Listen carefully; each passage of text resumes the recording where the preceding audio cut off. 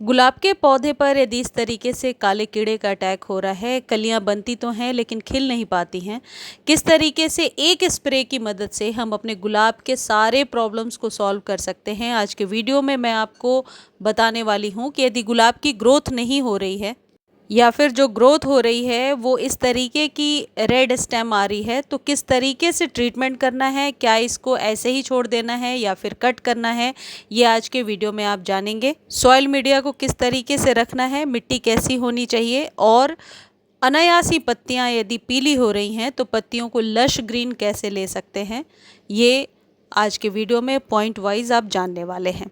पहला पॉइंट ये है कि यदि आपके पौधे में भी कलियां बन रही हैं और कलियां सूख जा रही हैं तो उसके पीछे 3-4 रीज़न हो सकते हैं कलियों के सूखने के। सबसे पहले आप कलियों के पीछे इस तरीके से देखिए, यदि ब्लैक माइट्स इस तरीके से चिपके हुए हैं जो गुलाब पर बहुत ही कॉमन है, सर्दियों में ऐसा हो जाता है, तो सबसे पहले इसका ट्रीटमेंट करना होगा, तभी कलियां बड़ी बड़ी निकल करके आएंगी। गुलाब के पौधे पर यदि आपने अभी तक कटिंग नहीं किया है या फिर गुलाब के पौधे पर किसी भी प्रकार से कैंची नहीं चलाया है आपने, तब भी पौधा लेंदी होकर के थोड़ा सा अनहेल्दी दिखने लगता है।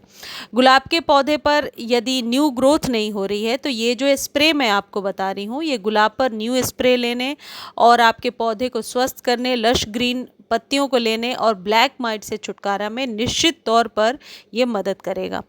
गुलाब पर यदि इस तरीके से पत्ते पीले हो रहे हैं, जो कि दूसरा पॉइंट है, कई लोगों की क्वेरी है कि पत्ते अनायास ही पीले हो रहे हैं, तो यदि आप ऐसी जगह पे रहते हैं जहाँ पर सर्दियाँ ज़्यादा है, जैसे हम लोग दिल्ली वगैरह में सर्दियाँ बहुत ज़्यादा है, उत्तर भारत में सभी जगह, तो ये एक बहुत ही कॉमन रीज़न हो सकता है आपके गुलाब पर पत्तियों के पीले होने के, क्योंकि ऐसे में जब हम वाटरिंग करते हैं और धूप नहीं मिलती है हमारे पौधे को तो पत्तियां पीली होने लगती हैं। इन्हें आप मैनुअली हटा दीजिए। इन पीली हुई पत्तियों को हमेशा खाद देने के पहले एक बार सफाई ज़रूरी है। गुलाब को अपने पौधे में वैसे भी सफाई पसंद है, तो आप मैनुअली इन लीव्स को हटा दीजिए। देखिए, न्यू ग्रोथ तभी आएगी जब आप इसमें न्यूट्रिएंट्स बहुत ज़्यादा देंगे। गुलाब एक हैवी फीडर होता है, ज़्यादा खाद चाहिए होता है गुलाब को, तो सबसे पहले आप लीव्स को हटाने के बाद पौधे में हल्की गुड़ाई करेंगे, जो कि लास्ट वीडियो में मैंने आपको दिखाया भी था कि माली किस तरीके से हमेशा खाद देने के पहले पौधे में अच्छे से गुड़ाई करते हैं। गुड़ाई करने के 2-3 फ़ायदे एक साथ आपको मिलते हैं। एक तो मिट्टी बहुत अच्छी भुरभुरी हो जाती है जो गुलाब को चाहिए। दूसरी चीज़, किसी भी प्रकार के फंगस वगैरह का अटैक नहीं होता क्योंकि मिट्टी उलट पलट होती है और एरिएशन मिलता रहता है, और ऐसा नर्सरी वाले भी करते हैं, तो इस प्रोसेस को आप ज़रूर कीजिए, गुड़ाई कीजिए।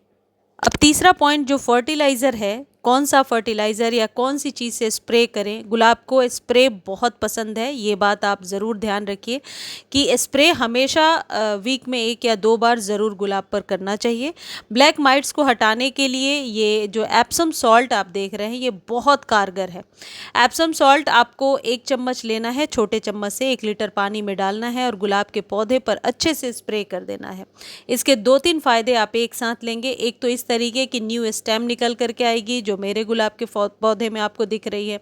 दूसरी, लश ग्रीन पत्तियां तो निश्चित तौर पर निकल करके आएंगी।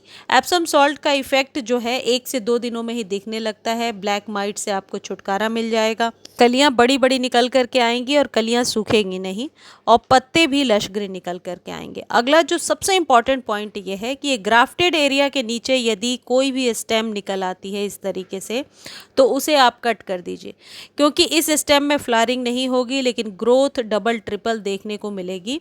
ये आपके जितने भी न्यूट्रिएंट्स जो आप डालते हैं सॉइल में, ये सोख लेगा। इसको आप कभी भी ग्राफ्टेड एरिया के नीचे किसी भी स्टेम को पनपने ना दें, यानी मिट्टी और ग्राफ्टेड एरिया के बीच में 1 से 2 इंच जगह खाली रखिए। हल्की प्रूनिंग कटिंग यदि आपने नहीं किया है तो जनवरी के मंथ में कर सकते हैं।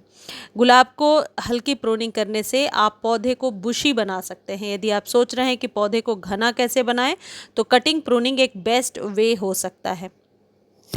ये तो हो गई पत्तियों को लश ग्रीन लेने की और ज़्यादा ग्रोथ लेने की बात, लेकिन सॉइल को अभी तक हमने फीड नहीं किया है, यानी सॉइल को फीड करना ज़रूरी है।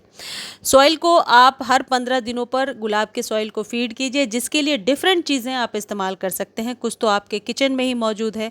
आप चाय पत्ती यूज्ड टी लीफ 1 चम्मच डाल सकते हैं, जिससे गुलाब पर बहुत अच्छी फ्लावरिंग होती है। लेकिन साथ ही साथ अभी जनवरी में यदि 1 चम्मच नीम खली या वर्मी कंपोस्ट या फिर काउडंग मैन्योर, तीनों में से कोई एक चीज़, तीनों को खरीदने का लिंक डिस्क्रिप्शन में दिया है या फिर पहले से आपके पास अवेलेबल है, तो एक एक चम्मच ज़रूर डाल दीजिए। डीएपी के 3 से 4 दाने बहुत ही ज़रूरी है डालना। डीएपी इसलिए भी ज़रूरी है क्योंकि जड़ों को मजबूत करने और जड़ों को फैलने में ये मदद करता है। तो इसे आप इजीली सॉइल में बस दबा देना है या ऊपर से सॉइल में डाल देना है, बहुत जल्दी मिट्टी में ये डिज़ोल्व हो जाता है। तो डीएपी ज़रूर डालिए गुलाब में, क्योंकि परमानेंट पौधा है और इससे जड़ें स्ट्रॉन्ग होती हैं। पानी का विशेष ध्यान रखिए। यदि आप नीम खली डाल रहे हैं या कोई भी खाद डाल रहे हैं तो उस दिन वाटरिंग मत कीजिए, आप नेक्स्ट डे वाटरिंग कीजिए। उस दिन सॉइल में उसे अच्छे से आप केवल आप यूँ कह सकते हैं मिक्स करके छोड़ दीजिए और उसके बाद अगले दिन वाटरिंग कीजिए। गुलाब हमेशा ओवर वाटर की वजह से ही ख़राब होता है, खासकर सर्दियों में।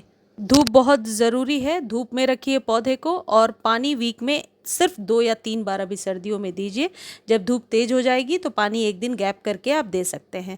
जब कभी इसके फूल खिल जाते हैं उसके बाद डेड हेडिंग ज़रूर कर दिया करें। डेड हेडिंग से एक तो पौधा स्वस्थ रहता है, दूसरा बुशी भी हो जाता है। मुझे उम्मीद है ये वीडियो आपको अच्छी लगी होगी। वीडियो अच्छी लगती है तो चैनल को लाइक, शेयर और सब्सक्राइब कीजिए। और हाँ, यदि आप गुलाब को ख़रीदना चाहते हैं नर्सरी से तो ये उचित टाइम है, आप खरीद सकते हैं। रिपोर्ट करने के लिए आपको फ़ैब तक वेट करना चाहिए। धन्यवाद।